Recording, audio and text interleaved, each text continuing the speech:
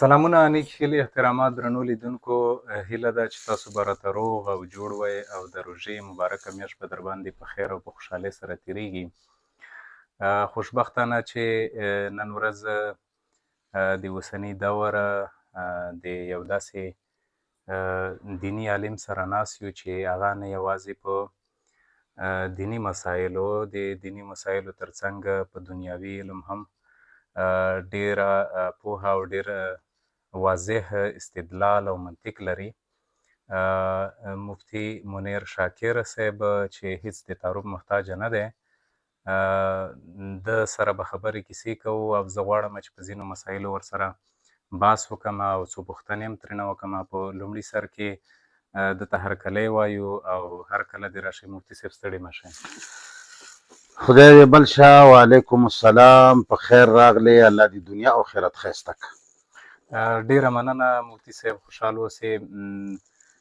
دا چې اکثریت مذهبي طبقې یا دیني عالمان عموما ټول د اسلام چې هر څومره پیرویان دي په دې متفق دي چې اسلام ښکلی، کامل، د مینې، انسانیت او د امن دین دی. زه فکر کوم چې د دې خبرې سره به تاسې هم موافق. بالکل. دا چې اسلام ښکلی دین هم دی، مسلمانان ولې ښکلي کارونه نه کوي او در حال کې چې الله تعالی دوی ډېر ښکلي او اشرف مخلوق پیدا کړي دي. د مسلمانانو ترڅنګ چون ما په ځینو تقریرونو یا په ځینو مرکو کې اورېدلی دي چې دا چې څوک په مثلا یو موټر دی هغه باندې څوک ډرایور نه وي، سم نه پوهېږي، که ته یې اخته لاس کې ورکړي نو طبیعي خبره دی چې هغه به یې جنګوي. زما پوښتنه یا زما مقصد خاص دا دی چې مذهبي طبقې خلک، ملایان، مفتیان، شیخان، دوی ولې په خپل منځو کې سره جوړ نه دي یا ښکلي کارونه نه کوي؟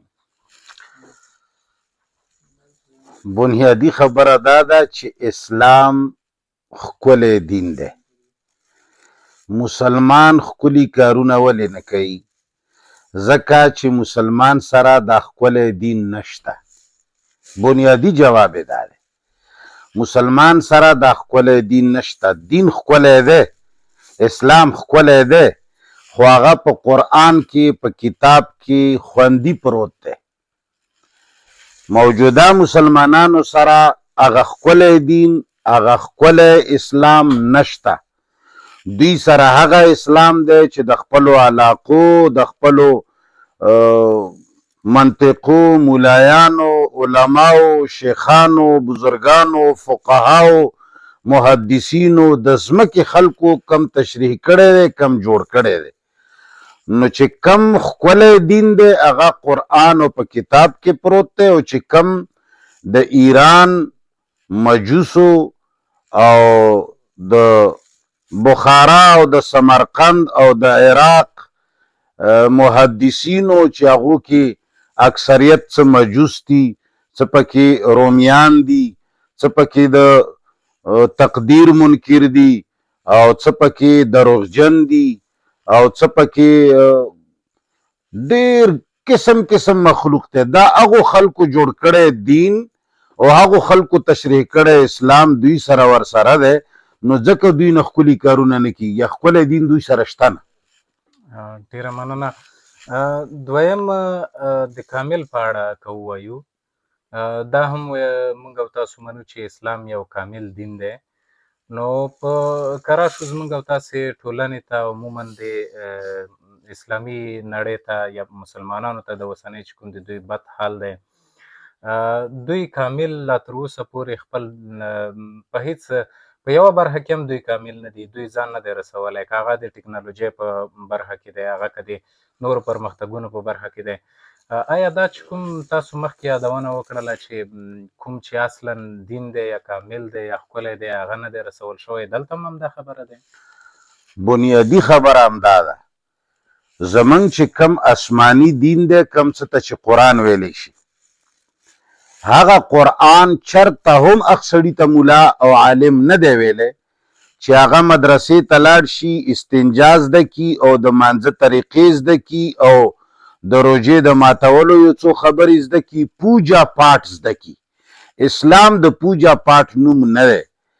انما یخشى الله من عباده العلماء چې کوم ځای کې قرآن ویلی دی زمونږ مولایان د آیت کې راوالي دې آیت نه مخکې که ته درې څلور آیتونه مسلسل راواخلې نو په دې ځای کې الله تعالی د تمام دنیا علمونه راجمع کړي دي. مولانا وحید الدین صاحب یو عالم دی په دې هندوستان کې هغه کتاب لیکلی دی چې اسلام دور جدید کا خالق. نو خبره مې بنیادی دی آیاتونو پورې کوله چې هغو آیاتونو کې الله تعالی علم طبقات الارض، ټیکنالوجي، حیاتیات، فزکس، ساینس، شمسی نظام، قمری نظام، د دنیا تمام علمونه الله چیړ کړي دي. پس دا غي نه ویلي دي انما یخشى الله من عباده العلماء، یعنی دغه سه خلک چې هغه په دغه ټولو علمونو باندې عبور لري هغه به د الله نه ډېر یریږي. بنیادی خبره دا ده چې نن سبا مسلمانو سره هغه کامل دین، هغه کامل علم، هغه کامل قرآن نشته، بلکې د قرآن په ځای باندې د عجمو جوړ کړي شوي روایات په رسول الله صلی الله علیه وسلم باندې ورتړلي دي. د دې معنی دا هم نه ده، ډیر خلک زما خلاف دا پراپیګنډه کوي چې مفتی صاحب منکر حدیث ته. حاشا وکلا، د رسول الله صلی الله علیه وسلم چې کومې رښتیا خبرې دي احادیث دي چې قرآن سره موافقې دي هغې نه قربان و هغې نظر. خو د عجمو جوړ کړي روایات لکه څنګه چې اقبال ویلی دي حقیقت خرافات میں کھو گئی یہ امت روایات میں کھو گئی. زمون قرآن به یو څه وایي حدیث به بل څه وایي. هغه حدیث چې هغه عجمو جوړ کړي دي او په پیغمبر یې ورتړلي دي امت ټول په هغې روان دی. نو چې په هغې باندې روان دی دا امت عاجز ناقص دی، د علم ناقص دی، د دوی کار ناقص دی. دغه وجه ده چې دا پرمختګ نشي کوی.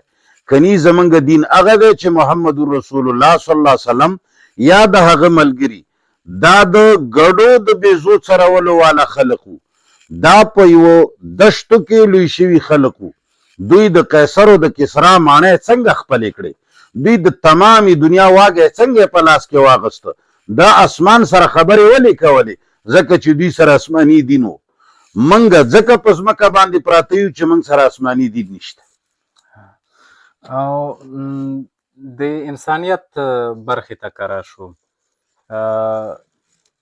مونږ او تاسو لکه اکثریت وخت ځینې خلک وایي چې انسانیت ته لومړیتوب دی او یا هم اسلامیت ته لومړیتوب دی. تاسو په نظر انسانیت ته لومړیتوب دی که اسلامیت ته؟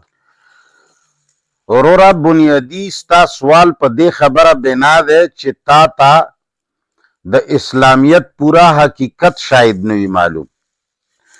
اسلامیت او انسانیت که جدا جدا وي نو بیا دا سوال ټیک و. اسلامیت خلکو ته ښایي انسانیت. زمونږ اسلامیت چې موږ سره د انسانیت قدر نشته، د حیوانیت قدر نشته، د شنې پاڼې قدر را سره نشته او د ځناورو احترام را سره نشته. د دې بنیادی وجه دا نه ده چې موږ کې انسانیت نشته، دا په موږ کې اسلامیت نشته. اسلامیت یو داسې دین دی چې هغه موږ ته نفس حیوانیت او انسانیت ټول ښایي. که موږ کامل مسلمان شو نو موږ به کامل د انسان لحاظ والا او دغه د احترام خلک به جوړ شو. ځکه چې زمونږ رسول الله صلی الله علیه وسلم فرمایلی دي چې الله ته انسان دومره محبوب دی که چېرې یو سړی د الله کور بیت الله سل ځلې وران کي الله پې دومره نه خفه کیږي لکه د یو انسان زړه چې بد کي څومره الله پې خفه کیږي.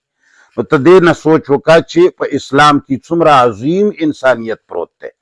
موږ سره اسلامیت شته دی نه کني چې دا نن په یورپ کې کم د انسانیت قدر دی او خلک وایي چې په یورپ کې یورپ والاو د اسلام نه دا چالونه زده کړي دي. مسلمانانو سره دین شته نه. مسلمانانو ته عجمو او مجوسو په طریقې باندې پوجا پاټ راننه بسلو. زمونږ اسلامیت یې صرف تر استنجا او تر مانځه او تر روجې او تر حجه پورې محدود کړو. حالان کې په د تمامي دنیا کې چې کومې خوبیانې په نظر راځي دا ټولې خوبیانې د اسلام دي چې دینه خلکو زده کړي. بالکل. د دې ترڅنګ د تاسو دغه د خبرو او یا د ځوابونو څخه داسې څرګندېږي چې اسلام په واقعي معنا د مینې او د انسانیت دین دی. د امن اړخ ته یې که راشو، ما له عالمانو اورېدلی دي چې هر هغه چا چې اسلام راوړو، د اسلام دین ته داخل شو، دی په کامله معنا په امن شو. ولې په اسلامي نړۍ کې یا په مسلمانانو کې مسلمانان یو بل سره وژني، مذهبي طبقې ملایان هم په یو بل مقابل کې که سره وژني نه، د دوی هغه اختلافات یا د ژبې یا د خولې له لارې اختلافات دومره جدي شي چې څه فکر کوئ د دې لامل څه شی کیدلی شي؟ ستا د ټولو سوالونو یو جواب دی ما سره چې موږ سره اسلام نشته. اسلام که چېرې موږ سره وی، اسلام یوازې مسلمان ته امن نه ورکوي.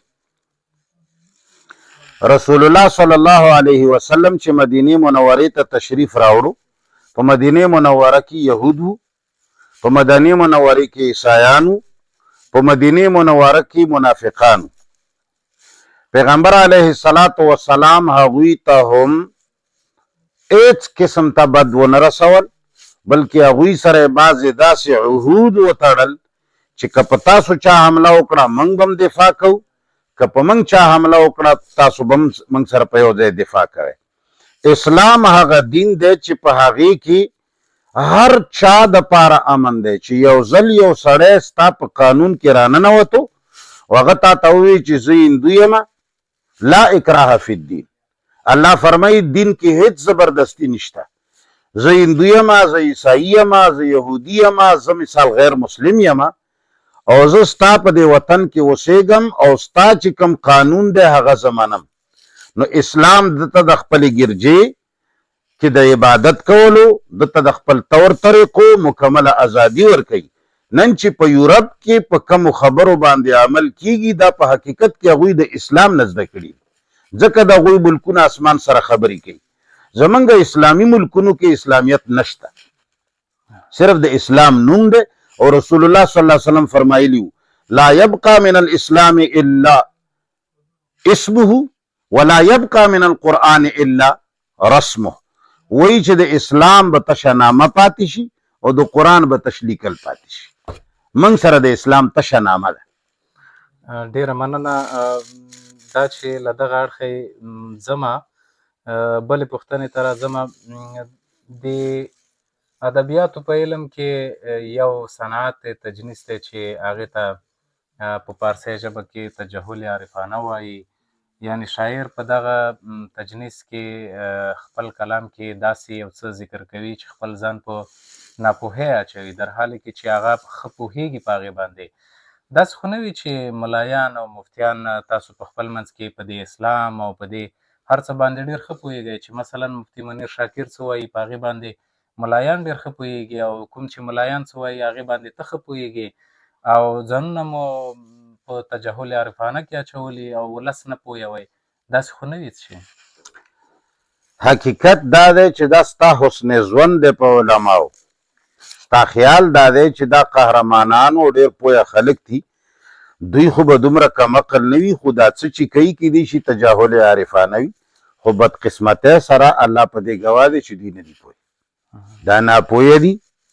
دوی چې پوهېدی هغه قرآن چې هغې کې شروع کې ټکي کې راغلي دي چې لا ریب فیه، هغه لا ریب فیه قرآن سره به دوی هغه روایات څنګه یو په یو تله باندې تلل چې کم روایات د رسول الله صلی الله علیه وسلم د وفات نه 300 کاله وروسته لیکلي شوي دي یا 250 کاله وروسته لیکلي شوي دي، او د بخارا او د سمرقند او د ایران او د فارس او د عراق د علماو خبرې به د الله تعالی په کتاب څنګه خجولې.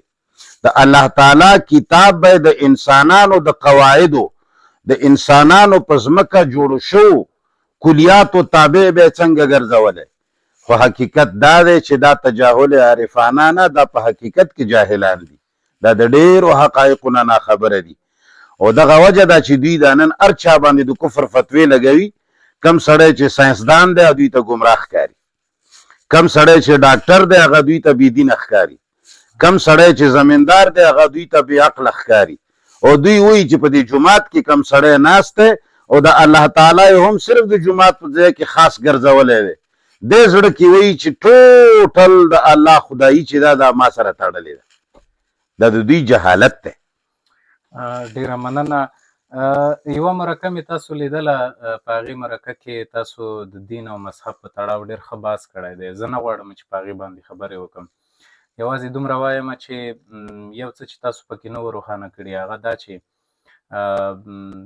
قرآن کریم چې دی د الله تعالی له لورې رالیږل شوی کوم قرآن چې دی هغه په عربۍ ژبه باندې دی، نو پښتون طبعا چې دغه قرآن زده کوي د دې په ژباړې باندې ځان پوهوي مجبور دی چې یو چا ته ویر شي، یا به مفتي منیر شاکر ته ورځي او یا به هم حقانیه مدرسې ته ځي، نورو ملایانو ته به ورځي.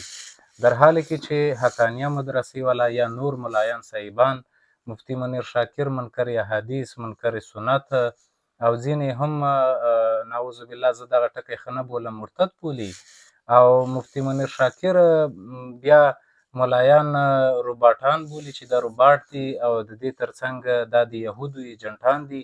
ولس په داسې حال کې څه وکړي؟ هغوی خپل بچی خپله چا ته رجوع وکړي؟ چا څخه دغه قرآن کریم زده کړي؟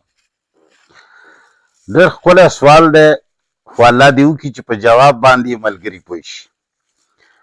زه یو ځای ته تللی ومه، ناست ومه ډاکټر په انتظار کې، نو یو سک ناست و، نو ډېر مسلمانان ناست وو، نو ما هغه سک سره خبرې د دې دپاره شروع کړې چې زه د مسلمانانو ته تربیت ورکم. نو هغه ته مې وویل چې سیټه ته ښه جوړې د کم ځای خبرې اترې جاري شوې. ما ورته وویل چې تاسو کتاب چې دی هغه په کومه ژبه کې دی؟ وی چې ګورمکی کې دی. نو ما ورته چې ته خو پښتون یې، نو تاسو هم د مسلمانانو په شان ته د خپل کتاب د خپلو پنډتانو د خپلو ملایانو محتاج ګڼئ، د ملایانو نه زده کوئ؟ هغه وی چې نه جي، موږ هر سړی زمونږ کتاب ګورو ګرنث چې دی دا موږ هر سړی په خپله پړاو. نو ما تاسو خو پښتانه یې؟ هغه خو په ګورمکی کې دی. وی جي زمونږ د نابالغۍ حد چې کم 14 کاله دی، په دې 14 کالو کې موږ په دا په ښځې او په نر دا فرض کړي دي چې دی به په خپل کور کې ګورمکي زده کوي، ګورو ګرنث به نه زده کوي، ګورمکي به زده کوي. نو چې دی کله د 14 کالو کېږي د ګورمکی باندې ښه بور حاصل وي، موږ په کورونو کې ګورمکي ژبه وایو، پښتانه یو، پښتو م وایو، ګورمکي م وایو. نو زمونږ بچی چې کله ځوان شي هغه د ګورمکی ښه ماهر وي، هغه بیا په خپله ګورو ګرنث پړاوی. مسلمان چې کله قرآن زده کوي نو ځي حقانیې ته یا منیر شاکر ته، ورته چې ما ته قرآن وښایه. نو حقانیې والا ورته خپل قرآن ښیي، که بریلي له ورغی هغه ورته خپل قرآن ښیي، که پنجپیري له ورغی هغه ورته خپل قرآن ښیي، او که منیر شاکر راغی بقول د خلکو چې بس هغه به ورته خپل د کفر والا قرآن ښیي. العیاذ بالله. حالان کې الله تعالی په موږ باندې قرآن فرض ګرځولی دی. منګه چې یورپ لزو، منګه چا نه یورپ نه زده کوو، منګه انګریزي ته زده کوو. منګه چې کله جرمني ته ځو نو منګه خلکو نه جرمني نه وایو، منګه خلکو نه جرمنۍ ژبه زده کوو. مسلمان له پکار دي چې د دوی په سکولونو کې، د دوی په مدرسو کې، د دوی په کالجونو کې لکه څنګه چې انګریزي لازمه ده داسې عربي لازمه وي، چې بچی لسمه پورې تقریبا په عربی عبور حاصل کړی وي. نو قرآن الله په داسې عربی کې نازل کړی چې هغې ته عربي مبین وي، واضح عربي، چې هغه ټکی څنګه غوږ کې پرېوځي چې اول اورېدو سره کومه معنی ستا ذهن کې راشي دغه معنی ده. نو که موږ عربي زده کړه قرآن به د چا نه د زده کولو ضرورت نه وي، موږ ته د عربی زده کول پکار دي، قرآن بیا خپله ویل پکار دي. ډېره مننه. په یوه بله مرکه کې مو البته دغه خبره هم کړې وه چې قرآن کامل کتاب دی، دا تشریحاتو ته یا د بل چا تشریح محتاجه نه دی، د نورو کتابونو د تشریح محتاجه نه دی. بیا په ځینو مسایلو کې ځینو ځایونو کې دا هم ویل کېږي چې نه ډېر نور عالمان ملایان وایي چې نه په قرآن کې ډېر داسې څه نشته د هغې تفسیر او تشریح ته ضرورت دی. دغه اختلافات چې کوم د عالمانو ترمنځ وجود لري، شتون لري، که چېرته په داسې مسایلو کې چې هغلته اختلاف موجود وي، د عام ولس لپاره څومره پکار دی چې د خپل منطق او د استدلال څخه کار واخلي. مثلا ما په شخصا ډیرو عالمانو څخه، ملایانو څخه اورېدلي دي ضد او ناقص مسلې کوي. په یوه مسله کې وایي چې جرم فردي عمل دی چې بل چاته یې سزا نه ورکول کېږي، په بل ځای کې مسله کوي چې زنا چې دی دا پور دی. نو زما منطق خو دا مني چې دا غلطه دی چې زنا پور دی، ځکه هلته دوی وایي چې جرم فردي عمل دی. نو په دغسې صورت کې په دغه وخت کې چې یو څوک د خپل منطق څخه کار اخلي، دوی خو ګنهګارېږي نه په دې خبره باندې. ډېر ښکلی سوال دی. قرآن کریم تقریبا د 8-9 ځایو اندازې کې 8-9 کرته دا خبره کړې ده، لعلکم تعقلون. افلا تعقلون افلا يتدبرون القرآن ام على قلوب اقفالها. قرآن کریم خبره وکي بیا وایي چې تاسو ولې عقل نه کار نه اخلئ. قرآن کریم شمسی نظام بطور دلیل پیش کوي. قرآن کریم د ځمکې د بوټو په ځمکې کې د رګونو د اوبو د بوتللو د باران د ورولو استدلالات پیش کوي. ولې پیش کوي؟ که عقل استعمالول کفر وي نو د قرآن کریم خو هر دلیل عقل سره تعلق لري. نو قرآن سړي ته عقل سلیم ښایي او قرآن کریم سړي ته ترغیب ورکوي چې تاسو عقل نه کار واخلئ. بالکل د عقلي منطق نه کار اخیستل جایز دي. او د مولایانو چې کوم اختلاف دی، لکه دې نه مخکې اولین سوال تا دا وکړه چې تاسو وایه چې قرآن د تشریح محتاج نه دی، نو بیا د اختلافاتو کې به موږ عقل استعمالو که نه. قرآن واقعي چې د تشریحاتو محتاج نه، ځکه چې قرآن کلام الله دی او کلام الله د الله صفت دی. الله خپل ذات او صفاتو سره چاته محتاج نه دی. لکه څنګه چې الله په الوهیت کې محتاج نه دی، داسې خالق دغه صفت ته په خالقیت کې محتاج نه دی. رازق دغه صفت ته رازقیت کې محتاج نه دی. نو متکلم او په کلام کې د الله صفت ته، نو متکلم کېدو کې هم الله چاته محتاج نه دی. الله تعالی داسې واضح کلام را لېږلی دی چې هغه د تشریح محتاج نه. او که څوک وایي چې نه جي حدیثو کې خو تشریح شوی دی، که تشریح نه وی شوی موږ به پرې نه پوهېدو. ښه چې حدیثو کې تشریح شوی دی، بیا د جګړې ولې دي؟ بیا خو پکار دی چې تشریح شوی وی، بیا خو پکار دی چې په یوې خبرې موږ ولاړ وی. دا ولې اوسه پورې موږ ته د هاروت او د ماروت پته نشته چې هاروت او ماروت مسلمان وو که کافر وو، ملایکې که ملکانان وو، بدماشان وو که تعویذګر وو. 1400 کاله تفسیرونه، علمونه، حدیثونه باوجود تر اوسه پورې ته یو جدید تفسیر راواخله، هغې کې به تا ته دا خبره معلومیږي چې بعضې علما وایي چې دا ملایکې وي، بعضې وایي چې نه دا ملکانان وو، بعضې وایي چې نه دا دې نه مراد شیطانان دي، بعضې وایي چې نه جي دې نه مراد داسې خلک دي چې هغو ځان نه ملایکې جوړې کړي وي خو انسانان. ولې د هاروت و ماروت فیصله تر اوسه پورې ونه شوه؟ دا وجه دا ده چې موږ قرآن محتاج کړی دی د روایاتو او د خلقو د خبرو د خبرو د وجې نه هغې نه مزید اختلاف زیات شوی دی. که موږ قرآن صرف په قرآن باندې حل کوو نو هرې خبرې به یو تفسیر وي، بیا به د سره اختلاف وي نه. انشاءالله چې قرآن څوک کامل وګڼي او قرآن کریم باندې بل علم سور نه کي، قرآن کریم به دا ټول مسلمانان یو موټی کي، لکه یهود چې یو موټی دي، لکه عیسایان چې یو موټی دي. د عیسایانو یو کتاب دی، د یهودو یو کتاب دی تورات، د مسلمانانو 5000 کتابونه دي. نو چې کتابونه دي 5000 دي، عقیدې به دي 5000 وي. موږ که دا یو قرآن راواخلو په دې ټولو کتابونو یې پاس کېږدو او دا ټول کتابونه یې غلامان وګرځو، زه دا نه یم چې کني بل شی دي څوک نه مني، هر شی ومنه خو غلام د قرآن یې وګرځوه، قرآن د هغوی غلام مه ګرځوه، اختلاف به ختم شي. ډیره مننه. دا یو بله پوښتنه مې چې ذهن کې راګرځي او دلته مې ځان سره نوټ کړې هم دی، هغه دا چې زیاتره خلک په دې فکر دي چې که مولي صاحب خپل ځان په مفتي صاحب خپل ځان په حقه بولي، ولې د مولي صاحبانو سره یو ځای کیني او مخامخ مناظره ورسره نه کوي؟ چون ما ډېرې مناظرې لیدلې دي چې په دغو مناظرو کې دوی ډېر سره شور او غل مغل کوي. وجه لامل یې دا کیدلی شي چې تاسې دغه د شور او غل مغال څخه دغه مخامخ مناظرې ته ورسره نه کینئ، او یا هم دوی ځینې تاسو تقریرونه مې اورېدلي دي چې زه دوی د دې لایق نه ګڼم چې زه ورسره کینم دا خبره وکړم. نو ولې ورسره کینئ نه تر څو دغه ملت ته او ولس ته سلامت او ملامت معلوم شي؟ دا هم ښکلی سوال دی، خو الله دې وکړي چې خلک یې په انصاف جواب واوري. په دنیا کې یو قانون دی چې هغې ته برابروالی ویلی شي، هغې ته مساوات ویلی شي. مناظره اوږد تشریح کول نه غواړم، یا د نظر نه وتلی یا د نظیر نه وتلی.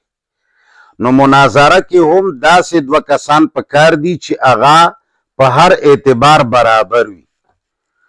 دوی همیشه د پاره زما غونې سړي د پاره داسې سړی مخې ته راوباسي چې هغه نه مولا وي، هغه نه انسان وي، هغه نه په کتاب پوهیږي، یا هغه نه خبرې زده وي، یا هغه نه عمر ما سره برابر دی، نه حیثیت ما سره برابر دی. ما همیشه ورته ویلي دي چې که تاسو موږ سره خبرې کول غواړئ، ستاسو زه هم مشر سړی یم، 56-57 سال عمر مې دی، او الحمدلله پی ایچ ډي مې کړې ده، الحمدلله تخصص فی الفقه مې کړی دی، الحمدلله العالمیه مې ویلې ده، الحمدلله ما سره د دعوت و تبلیغ پی ایچ ډي مې کړې ده. نو زه چې څومره حیثیت لرم، تاسو خپل مشران ما سره کېنوئ، لکه نن سبا د دوی مشر دی شیخ ادریس صاحب، مفتی عبدالله شاه صاحب، د کربوغي پیر مختار الدین صاحب، داسې غټ مولایان چې هغه ما سره برابر وي، او زه پرې پوهېږم چې دا عالمان دي. نو یو سړی به تا ته یو داسې شی راوباسي چې الله دې رحم وکړي، نو هغه سره خو څوک نه کیني. یوه خبره. او دویمه خبره ده چې دوی د الله په فضل موږ سره کېناستی هم نشي، موږ ورته هر وخت ناستي ته تیار یو. سپو ته نه، مولایانو ته، عالمانو ته، داسې جاهل ته نه چې هغه په دې نه پوهېږي چې هغه روایت پیش کوي چې نسائی شریف کې راغلی دي چې وسننت لکم قیامه، په دې نه پوهېږي چې زه د تراویح دپاره دا روایت پیش کوم، او د قیامه خو تراویح نه دي که نه. نو قیام کې خو جګړه نه ده، جګړه خو په تراویح کې ده. قیام خو منګه تهجد قیام اللیل منو، او بیا تعالی دا هم پته نشته چې دا روایت په کومو کتابونو کې راغلی چې سننتو لفظ پکې راغلی، دا روایت ضعیف دی. او دین علاوه سننتو معنا دا ندبتو، ثابتېږي ته هغه شی چې کم زه وایم. یو سړی چې ما سره دومره نه پوهېږي، نو هغه سړي سره چې زه مناظره کوم، سر به ورسره ماتوم. مشران او پوهه خلک دې راسره کېنوي چې ورسره کېنم. او دویمه خبره ده، دوی موږ سره مناظره په دې نشي کولی چې زه قرآن حاکم ګڼم. زه د قرآن په مقابله کې روایت نه منم، د قرآن لاندې روایت منم، مقابله کې روایت نه منم. او چې کله زه په مقابله کې روایت نه منم، دی به ماله پیش کوي څه شی. او دوی سره خو ټول دین د غیر الله د کتابونه دی. دی به وایي چې هدایه لیکلي دي، زه به ته چې هدایه د قرآن په مقابله کې مه راوړه، دا زه نه منم. دی به وایي چې بحر المحیط لیکلي دي، زه به ته چې قرآن کریم آیت مې درته ویلی دی، د قرآن کریم په آیت جواب راکړه، بل خوا مه ځه. دی به وایي چې حدیث کې راغلي دي، زه به ته چې ما درته قرآن آیت پیش کړی دی، زه حدیث د قرآن آیت مقابله کې نه منم. دی به څه شی وایي؟ دوی غږېدی نشي، دوی خو غږېږي د مخلوق په کتابونو. دی کتاب لیکلی دي، دی لیکلی دي، شامی صاحب لیکلی دي، علمگیری صاحب لیکلی دي، اشرف علي صاحب لیکلی دي، دیوبندي صاحب لیکلی دي، بریلی صاحب لیکلی دي، پنجپیری صاحب لیکلی دي، بخاري صاحب لیکلی دي. باسې ته په ایمان آیا د قرآن مقابلې کې دا یو شی چلیږي؟ دا خو دوی چلوي. نو چې دوی چلوي، دوی به ما سره مناظره څنګه کوي؟ نو د الله په فضل کچرې انډویل او برابر سړی د سړي بچی ما سره کینوي، هر وخت ورته تیار. خو په دغه اصولو باندې به راسره کیني چې ته ما ته منکر حدیث وایې، منکر کتابونو راته وایې، بیا به راته حدیث او نور کتابونه پیش کوې نه، بیا به دې نر وګڼم. ډېره مننه. د اخري پوښتنې په شکل دغه پوښتنه کول غواړم چې تاسو اکثریت بیانونه او تاسو تقریرونه د پرمختګ او د ټکنالوژۍ او د عصري علومو پر بنیاد ولاړ دی، په ډېر تمرکز مو په ټکنالوژۍ دی، په پرمختګ دی.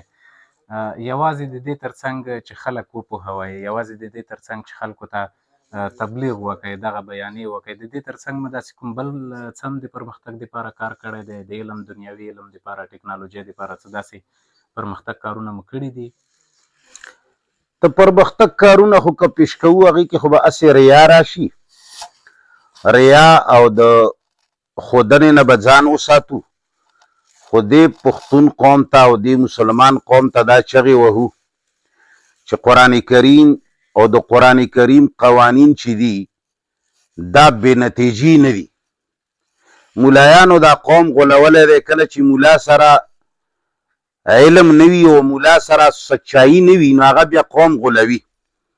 زه خلکو ته وایم چې ډاکټر چې کله چاله دوایي ورکي نو هغه ورته وایي چې وروره دا چې ته یوه ورځ واچوې نو ستا ټمپریچر چې 104 کې وي په کار دی چې یوې ورځې سره 103 ته راکوشي، چې 2 ورځې یې واچوې نو په کار دی چې 102 ته راکوشي.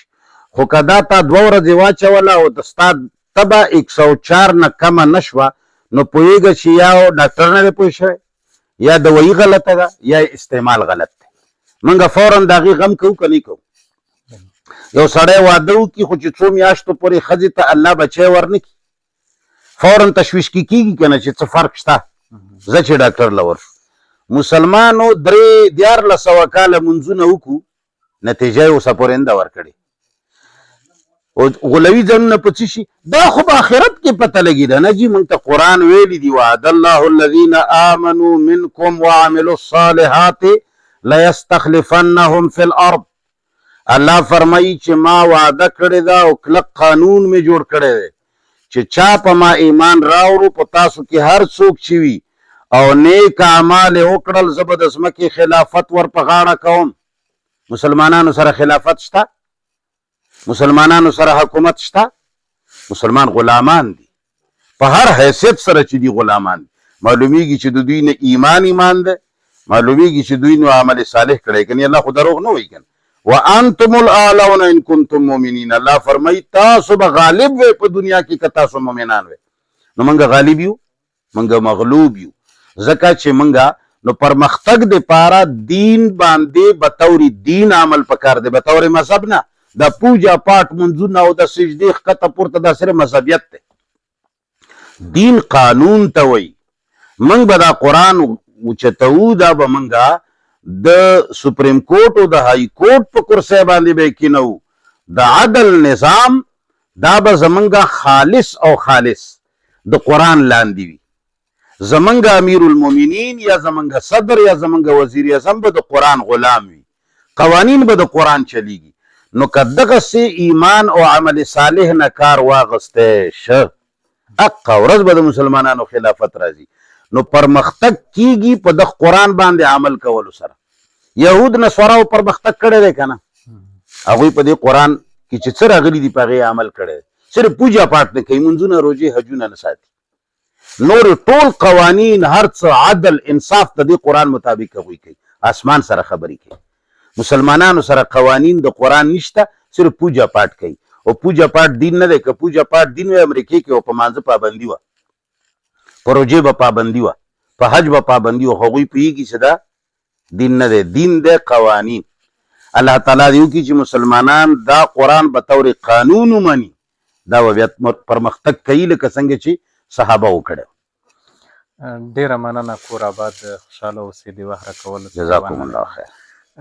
درنو لیدونکو، تاسو زموږ دغه یو څو ناچیزې پوښتنې واورېدلې او د مفتي صاحب هم هغه کوم منطقي ځوابونه چې وو هغه مو هم واورېدل. هیله ده چې تاسو به یو څه ترې حاصل کړي وي. بیا هم تاسو ټولو لیدونکو څخه یوه نړۍ مننه. جزاکم الله خیر.